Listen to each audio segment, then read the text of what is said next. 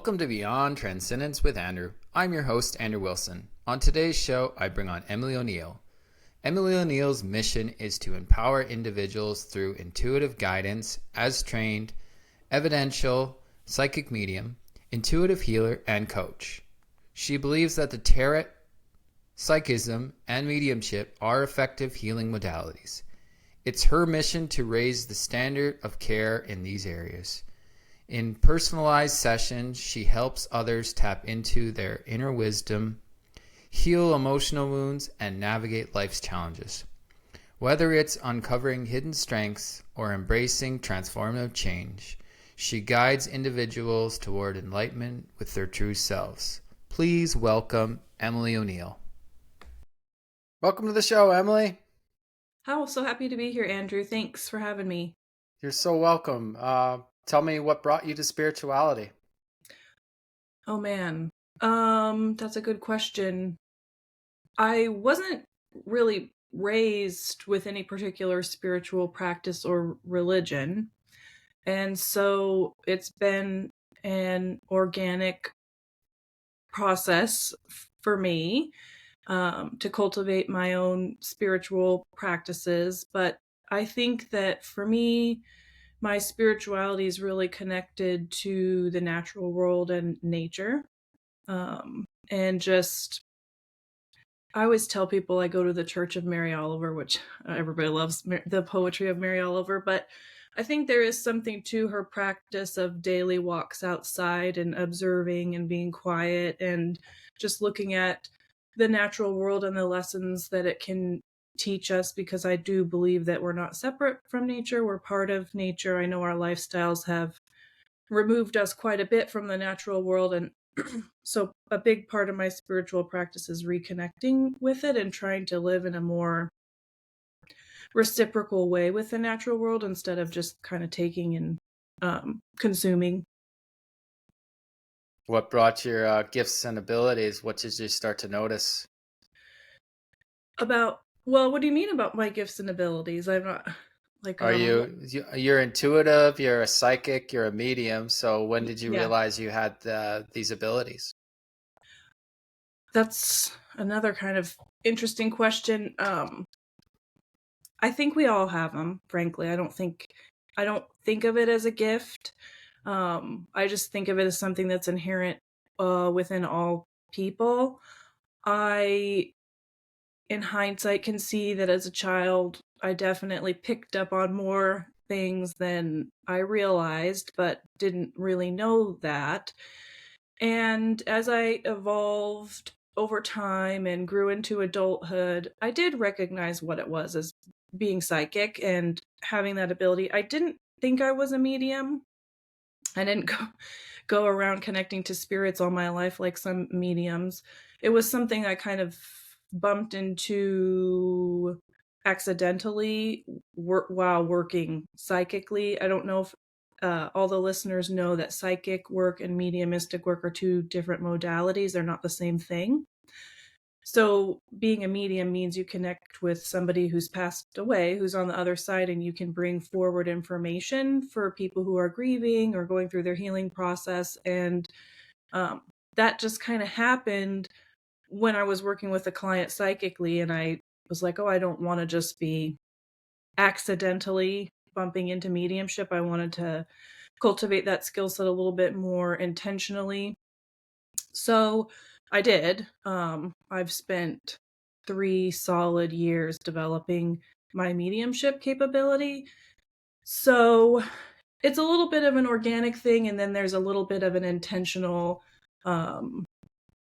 path of cultivating it as a skill set so that you can use it ethically to help people. I'm really interested in raising the standard of care in the industry because it's quite all over the place and people don't know what they should expect from a psychic medium or a practitioner. So I really like educating the public about that. So they know what questions to ask, so that they know what to look for when they want to seek out these services, and frankly, what they should be able to expect. And so I lean on evidence. So I want to bring forward evidence that can be validated by the person that I'm working with, so that they know I'm not making this up. It's not generalities, it's specific information. If it's psychic work specific to their life, if it's mediumistic work specific to their deceased loved one on the other side, because it validates, the fact that I can do this. It's not just made up. So I strive really hard to do just that with my clients and in my work. And I worked really hard to develop this skill set. It didn't just develop on its own. Like, I had to find a community to practice with. Mediums, frankly, don't do as well developing on their own because you need people to practice on. It's helpful to have people who've been in the industry longer than you that can teach you some techniques. The techniques themselves are actually quite simple. I think working with the public is another thing, because people are people and you need to be able to handle all kinds of situations when you're working with the public. So the training also helps with that. So uh, I think I kind of came into the world with an aptitude for it, just kind of naturally, but then um, I intentionally learned how to do this just like somebody would learn how to play the piano. Amazing. So what kind of benefits are people seeing from your practice? Wow, quite a bit. So I work a little bit differently, I think, than most psychic mediums. People can get just a mediumistic reading with me if they want to connect with a spirit on the other side, a loved one on the other side. They can get a psychic reading from me as well. We can do a combination of both. But I really prefer working with people over time to help them kind of connect with this natural skill or this natural ability that we all have that in our culture today doesn't really get respected or honored or modeled in a healthy way. And it's a big process of learning to listen to oneself and figuring out why maybe you don't listen to your intuition. There's so many valid reasons why that's hard for people. And so I am not a therapist, but a lot of people tell me that the work is like therapy or better than therapy. And I just use the skills I've developed as an evidential psychic medium. And you can use it to work with the public, but you can just use it for you, just as like a practical life skill. And so I just kind of like to help people with that because I don't know, it's been really profound for a lot of the people that I've worked with. And they've expressed a lot of gratitude for it. And I know that it's been a very transformative experience for myself. So I like to kind of show the practical kind of down to earth way that we can utilize this skill set. I'm not really one for like giving quote channeled messages from entities or channeling dead celebrities or things like that because we can't validate any of that stuff. And so while that is some of the most popular stuff people consume online, I like to kind of demonstrate something that's more grounded, in my opinion, a little bit more ethical and in alignment with sort of my values, which is being evidential. And I know that other stuff is super exciting and people love it, but I don't really know how valuable it is to people or the public. That's fair. Do you do your sessions online or do you do them in person? I do all of my sessions online. I used to do them in person, but I've moved to doing it 100% online. I work with so many people that are all over the United States and all over the world, so virtual really is probably ideal, just Okay. so I can reach more people. Right on. I'm a healer too. I'm sort of a different type of healer. I'm a quantum hypno healing technique therapist. I didn't learn from her per se. I learned from her daughter, Dolores Cannon. Have you ever heard of Dolores Cannon? Yep, I'm familiar with Dolores Cannon's work. I've done a bit of the spiritual work myself. I do through hypnosis and connecting you to your subconscious and getting the person to do the inner work on themselves. So Mm-hmm. it's very fascinating to hear about your Yeah. journey as well. Yeah, I bet there's not a ton of difference. It's probably just a different technique, but a lot of what I do when we turn that awareness inward, you can, you can connect with things that are in your subconscious or unconscious, and it can be very helpful. Sometimes people have a little bit of like, oh God, what's going to be there? Because there can be intense, there can be some intense emotions that come forward, but I've never had anybody say, I wish I hadn't have done that. They're usually like, I had no idea that was lurking under the surface of my consciousness and was affecting my behavior or outlook on life. And it's like, yeah, it's there. There's a lot there that we don't know. And so I think the work really does center around awareness, how we can use our awareness, how we can expand our awareness, and hold space for observing things that are occurring within us through sensations in the body, and witness it from a place of neutral and non-judgment, like really be able to hold space for it for ourselves. And that's a skill. A lot of us spend a lot of time bypassing, spiritual bypassing, emotional bypassing, and fair enough, like I do it too. I think we all do. And then we learn like, oh, I'm avoiding this I didn't realize it. And that can be super duper helpful. And I think it answers the question sometimes why people say like, I just don't feel like myself.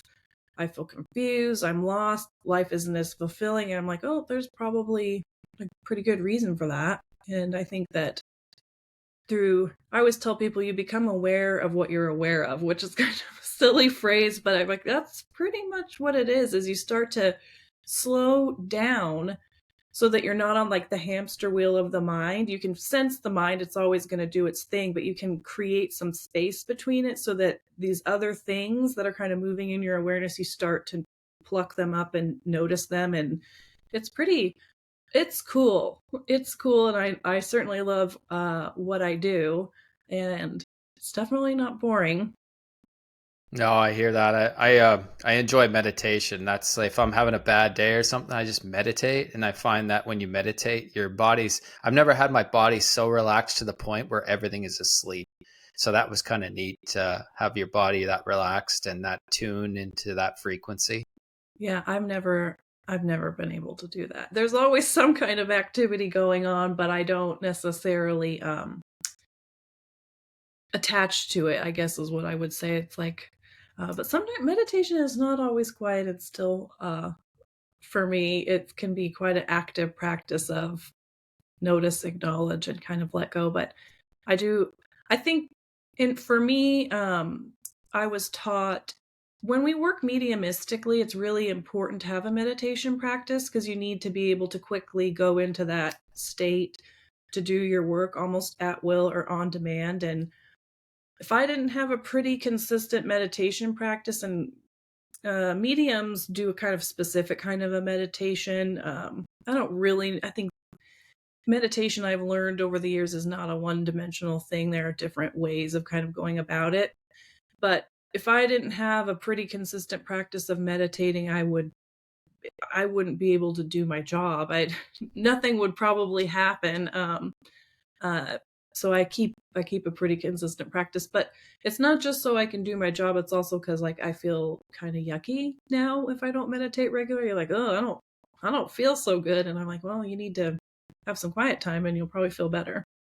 Yeah, I found if I did meditate, it was affecting my emotions, my mood, and everything. And also, I've learned, like with Dolores's training, that certain sides of the body, if it's the left side, it's your past. If it's the right side, it's your present. So if one side's hurting, I try to focus it when I'm meditating to see if I can go back in the past to like heal that moment of pain or discomfort. So that's kind of neat as well. Yeah, how do you find that moment in time? If it was in the past, is it? You have to like think deep into it and deep into like where the pain is.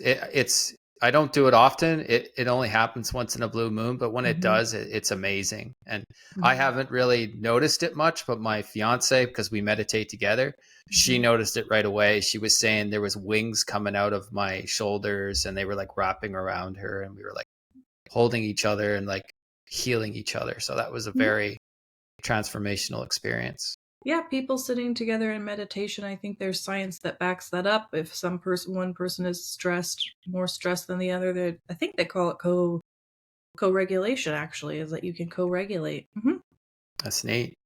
Mhm. So what advice can you offer someone starting out your practice, for instance, like doing what you do? Mm, I feel like it's important to really hone in on your values and why you're seeking the information that you're seeking, if that makes sense.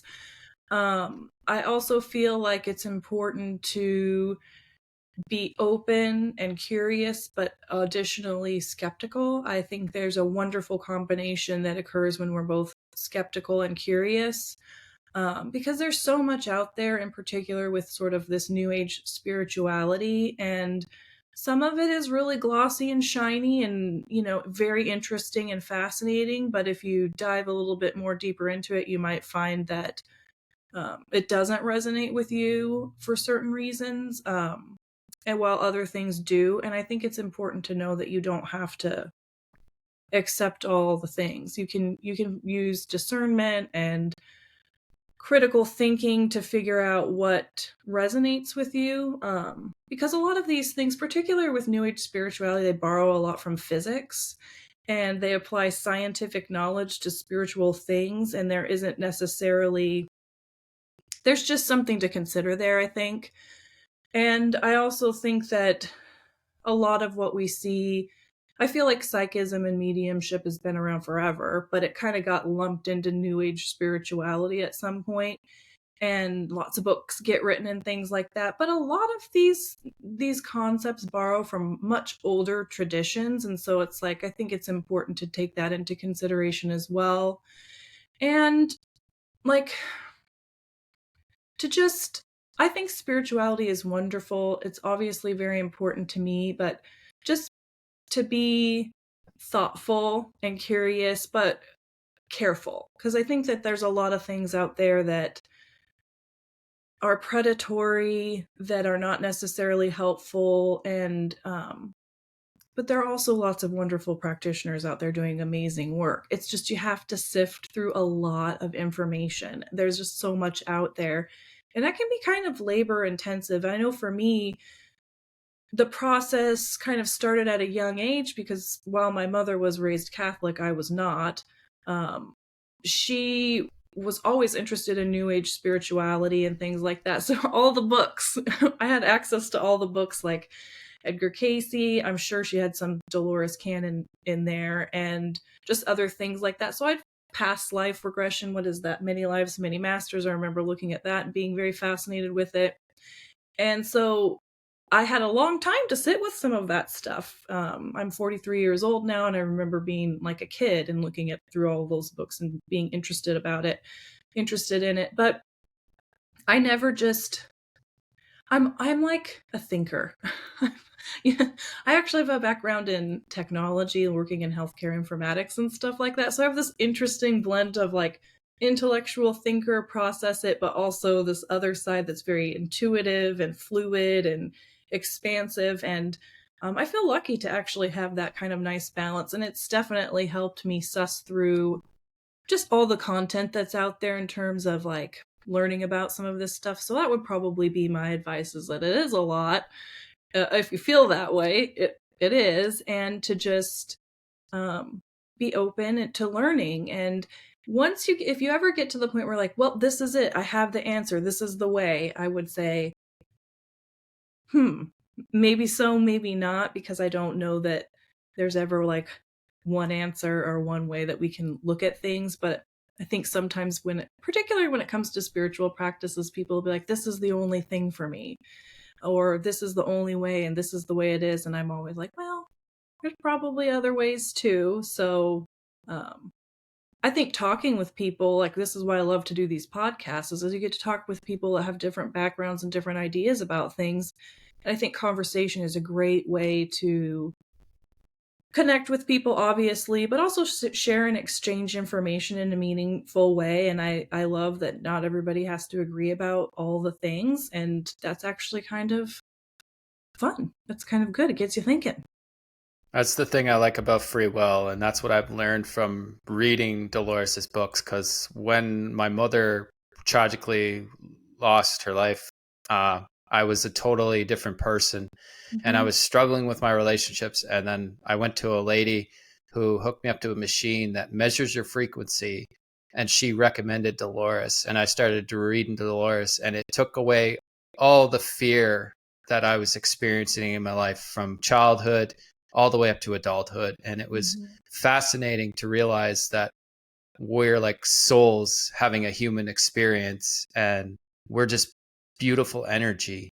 And Mm-hmm. it's beautiful to do some of the meditations. Like I do this 6 phase meditation where you picture a color and it surrounds your body, and then it surrounds the entire room, and then it surrounds your entire neighborhood, all over your country, and then eventually the planet. So Mm-hmm. I love spirituality in that aspect because it's rebuilt myself and Mm-hmm. changed my identity for the good, because Mm-hmm. my end goal is to help people and to coach eventually and to be public speaking, because I come from an area where there's a lot of negativity, Mm-hmm. a lot of people angry, a lot of Mm-hmm. people confused, Mm-hmm. and it's political, it's healthcare, it's all of it. And it's just they're just so afraid of this. They consider it new age, but it's actually ancient traditional medicine. And I just want to get my voice out there, and that's why I love doing these podcasts, is because I get to connect with you. I've connected with other people, and it's Mm-hmm. wonderful to realize the knowledge and wisdom each guest I have on the show has to offer me and my audience. So thank you for that. Oh yeah, absolutely. I think it's really important, and I like this idea that while things feel very divisive right now, and I do think that to some degree they are, at the end of the day, we drink the same water. You know, we all need food. We need healthcare. We need to look out for each other, regardless of backgrounds or views, and um, political views or otherwise. And I know that that probably sounds a little rose-colored glasses, but at the end of the day, like I said, we're people, and um, there are. I have experienced this within the community where people feel very entrenched in their views and they have to hold on to them very tightly because it makes them feel safe and secure. And I totally understand that. I understand why that occurs, and I understand why they might feel that way. And if somebody is really just locked into their worldview, and I can see that it might be harming them or others, I just offer a prayer like to spirit or to their guides to be like, help them out, help them find their way back to love, or and come back home to themselves, because it's I think we're really here to learn to love and be loved. And that means a lot of different things to a lot of different people. And one of the things that I really enjoyed about having the privilege of being able to do the work that I do is getting to see all the expressions of life through people, all the things that they've been through, the good, the bad, the ugly, the everything, the tragic, and everything in between, and how we keep going until we die, like until we're not here anymore, and how it's such a beautiful expression of the soul and of the life. I mean, I think our physical bodies contain, obviously, our consciousness and things like that, and it makes us have to function in the material world where there are bad things happening and there are good things happening, and we have to be able to understand our role in that, which is different for everybody, and how we're participating in that, and how we want to show up in this world to hopefully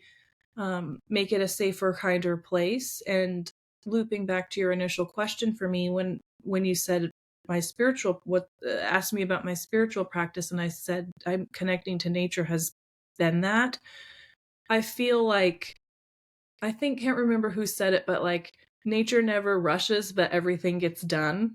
Like I think that's interesting that nature demonstrates both destruction and rebirth, right? We can find all these themes just by looking at the natural world, and we can see that in human beings as well. And that intersection of the natural world and the human experience is I'm very intrigued by it, particularly because technology and just the growth of the population, the things like that have really changed our relationship to nature. And I think that there's just a lot to learn from that dynamic. Like I mentioned earlier, we all got to drink clean water, right? So what are we going to do about not having clean water? I think about the people in North Carolina who are still waiting to get water after Helene, and how I know some people over there who have said, like, this has really transformed my relationship to nature and to water.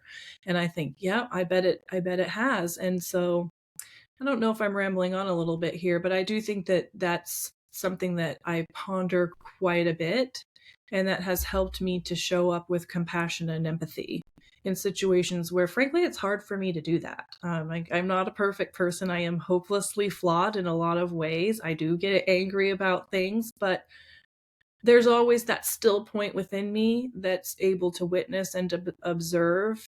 And a lot of times, not all the time, I'm able to pause for a second and then kind of take more mindful action rather than be super duper reactive. And I do attribute that to my spiritual practices and a meditation practice and things like that. I'm a much less reactive person than I was, say, 20 years ago.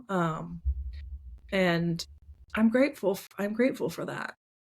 Yeah, it's wonderful to hear you say that. I mean, a lot of us, me myself including, I have my moments where I'm reactive too, and I listen to respond instead of listening. So I understand. I've just learned that if we're all souls and we've been on this planet for how many years? It could be a million years, it could be 1,000 years.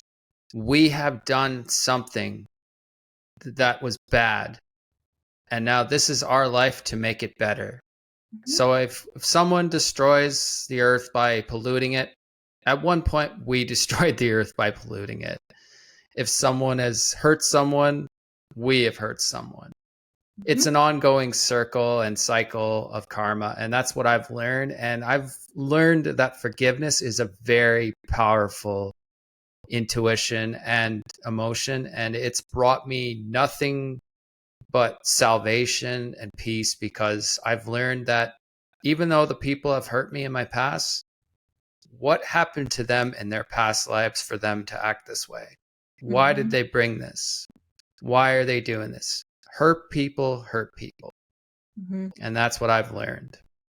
So Yeah, I think having healthy boundaries is also really helpful too, meaning that if you know a dog's gonna bite you, then don't go around the dog that's gonna bite you. You know what I mean? So particularly for women, I think that it's been really important in spiritual practices to learn to set healthy boundaries.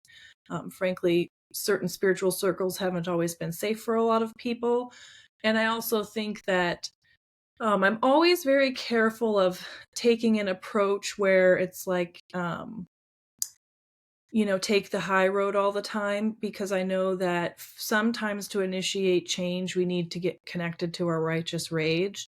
When, um, for example, I know that the righteous rage of a woman can move a mountain. And I think that sometimes, in order to be able to protect ourselves, protect our communities, protect the earth, we've had to kind of connect with that aspect of our personality. And then there are also times where, you can acknowledge that hurt people, but that doesn't mean that it's okay.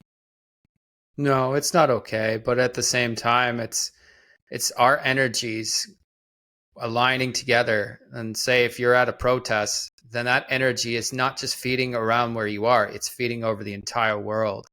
And I read a book, it's called Messages in the Water, and they circled this one pond in Japan and they prayed for an hour, and that prayer resonated all over the world. So that's what I try to do in my meditation every morning. Is when I do my meditation, I try to resonate my positive, my forgiveness to the world, because everyone deserves forgiveness. I mean, people have done bad things, and I agree with you, like setting healthy boundaries. But I also see at the same time that I forgive those people no matter what. You forgive and forget. And it wasn't okay what they did, but at the end of the day, I still forgive them.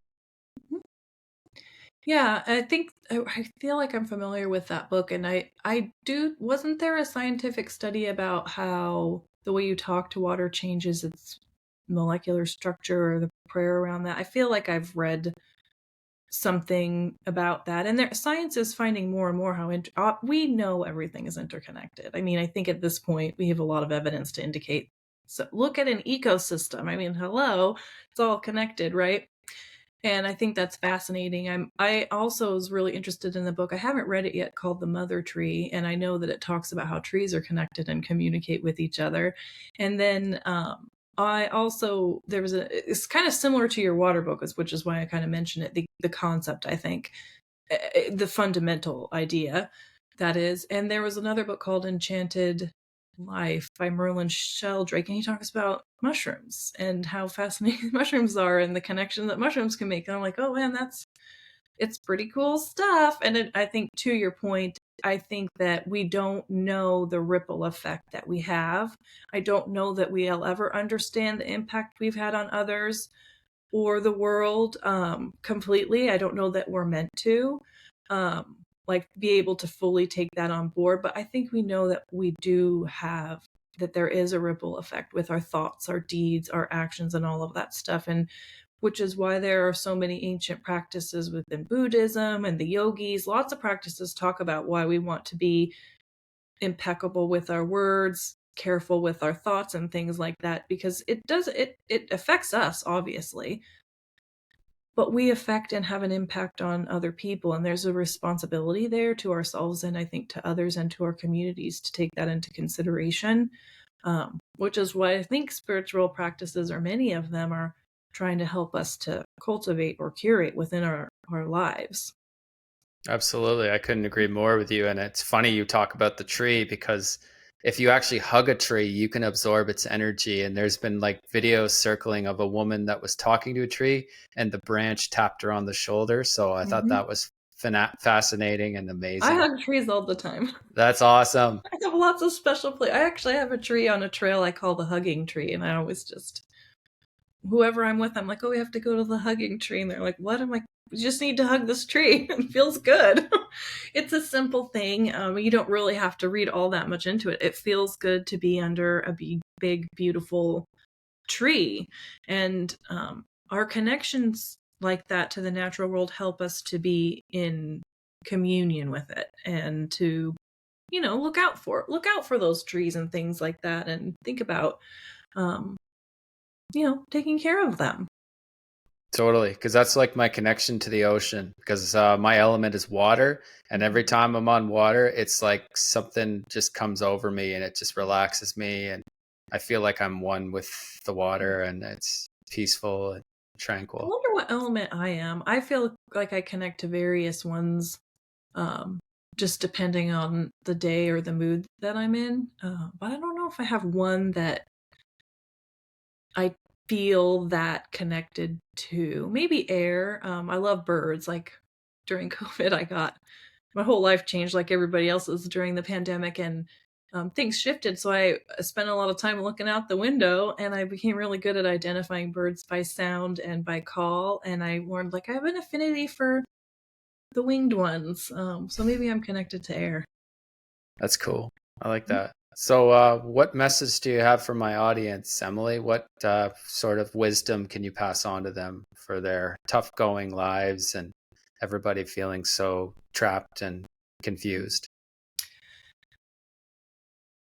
That's a pretty big question. I don't know that I am any wiser than any other person, but I can tell you what I do, because I definitely recently have been feeling the troubles of the world, and I think about that a lot, and I want to help people. And sometimes I don't really know how to do that, what I need to be doing. And so I'll always be a proponent of quiet time alone, even if it's just 10 minutes. No phone, no nothing. Like, just see how that feels. And if it's hard for you to have quiet time alone, that's good information for you to have. You can't hear the whispers of your heart or your body or your intuition if you're going all of the time. So I really do feel like that's good.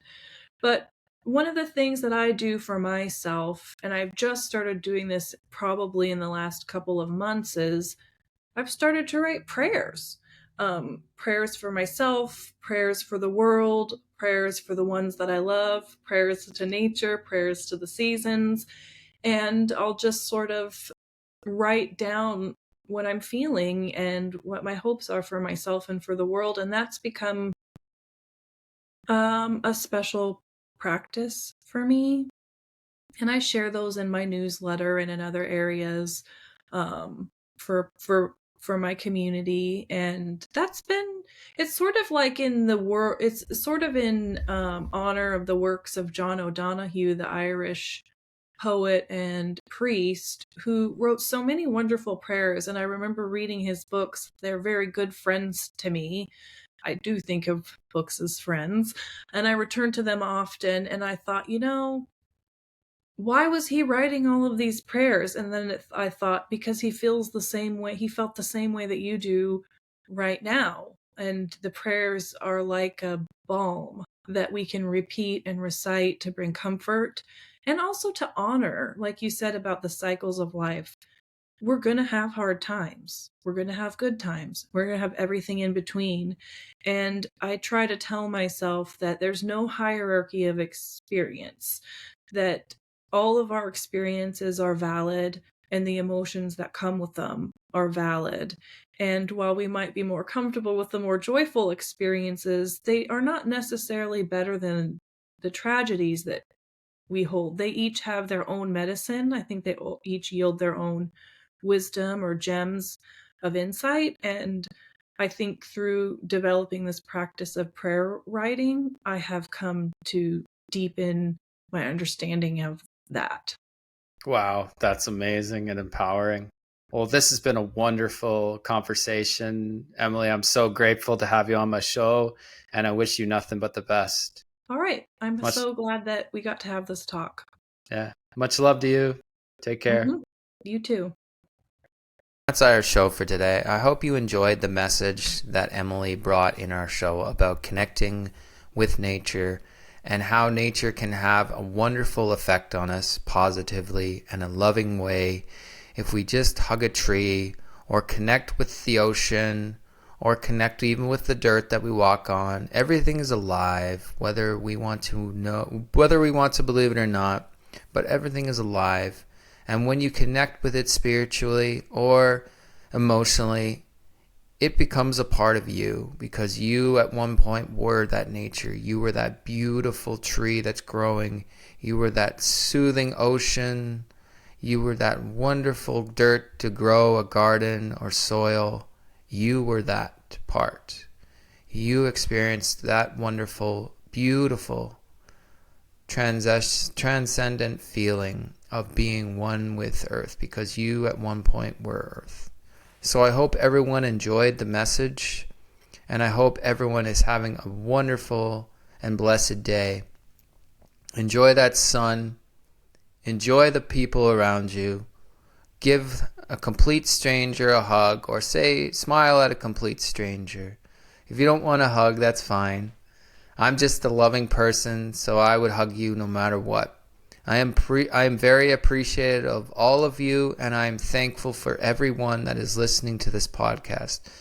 And I'm thankful for everyone contributing to this podcast with my guests, and everyone that has made this podcast something wonderful to share with not only my listeners, but the rest of the world. And I'm thankful for that. And as this podcast grows, I want this love to embrace every part of this planet, because at the end of the day, all we have is love and compassion. Love and compassion will guide us. It will drive us. It will motivate us. We will succeed with love and compassion. So I hope everyone learns to love, and I love each and every one of you, and I am thankful for each and every one of you. If you would please send me an email at my email at btwa2024@gmail.com, or if you could leave a kind review on Spotify or Apple Podcasts, I would be so grateful.